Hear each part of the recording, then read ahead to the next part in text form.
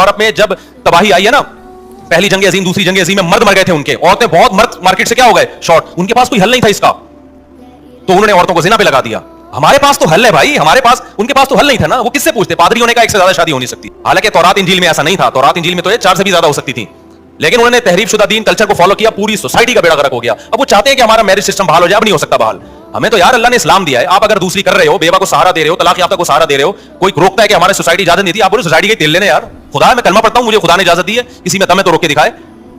तो ऐसे वाकयात में रो रहा हूं, लड़कियों की ऑडियो आ रही है, रो रही है, चीखो पुकार, जिंदगी बर्बाद हो गई, कोई पूछने वाला नहीं है। तो आप देखो कोई वाकई नहीं है। अब ऐसा नहीं हो सकता कि ऐसी लड़की जो 30 साल में बेवा हुई, उसकी 3 बच्चियां भी हैं, कल मेरे पास कोई बंदा आ जाए, मेरी शादी करा दो, मैं उठा के उसके हवाले कर दूं, आगे क्या होगा भाई उसकी बेटियों का? ऐसी लड़कियों के लिए सबसे पहला जो उनके लिए जो ऑप्शन होता है ना, वो उनके रिश्तेदारों का होता है, देवर का होता है, जेठ का होता है। सबसे पहला ऑप्शन ये होता है कि वो सहारा दें इनको, वो नहीं दे सकते, उनके कजन